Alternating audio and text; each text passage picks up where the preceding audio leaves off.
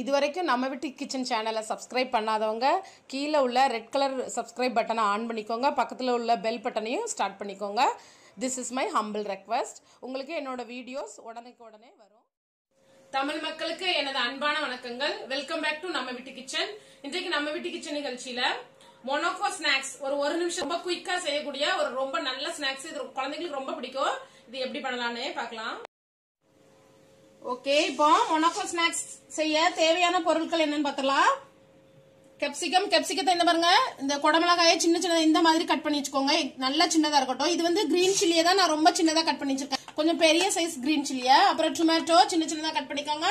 கேரட்டை ஷ்ரெட் பண்ணி வச்சுக்கோங்க இப்படி. அப்புறம் கொத்தமல்லி இலை. அப்புறம் இது வந்து நல்ல ஆனியனை வந்து நல்ல ஃபைனா கட் பண்ணி வச்சுக்கோங்க. கொஞ்சோண்டு உப்பு, அப்புறம் வந்து சீஸ், அப்புறம் மொனோக்கோ பிஸ்கெட். ஓகே, இப்போ ஒரு கிளீன் பவுல் எடுத்துக்கோங்க. அதுல கேரட், நம்ம கட் பண்ணி வச்சிருக்கிற எல்லா வெஜிடபிளையும் இதுல கலந்துருங்க. கிரீன் சில்லி வந்து நீங்க காரத்துக்கு ஏத்த மாதிரி போட்டுக்கோங்க. அப்படி இல்லைன்னா பெப்பர் கூட நீங்க யூஸ் பண்ணிக்கலாம். பெப்பர் நல்லா இருக்கும். கொத்தமல்லி, அப்புறம் டொமேட்டோ, அப்புறம் உப்பு கொஞ்சம் கம்மியாவே போட்டுக்கோங்க. ஏன்னா மொனோக்கோ பிஸ்கெட் ஃபுல் அது வந்து உப்பா தான் இருக்கும். உப்பு இருக்கும். பிளஸ் நம்ம சீஸ் யூஸ் பண்றதுனால நீங்க உப்பு கவனமாவே போட்டுக்கோங்க. அப்புறம் லைட்டா ஒரு ஸ்பூன் ஆயில்.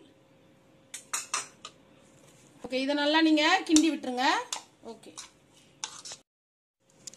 இந்த மாதிரி வச்சுக்கோங்க. ஒரு பிளேட்ல எடுத்து இப்போ நீங்க இந்த பிஸ்கெட் எடுத்து இதுல நல்லா ஒரு ஸ்பூன் வச்சிருங்க. வச்சுட்டு இதை எப்படி வச்சிருங்க.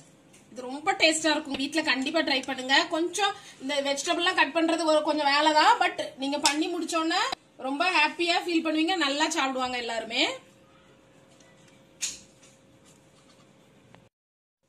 ரெடி பண்ணி வச்சுக்கோங்க. அப்புறம் மேல இது கண்டிப்பா சீஸ் நீங்க யூஸ் பண்ணுங்க. சீஸ் ரொம்ப டேஸ்டா இருக்கும். சீஸ் யூஸ் பண்ணலன்னா அவ்வளவு நல்லா இருக்காது. ரொம்ப யம்மி குடுக்கறது இந்த சீஸ் தான்.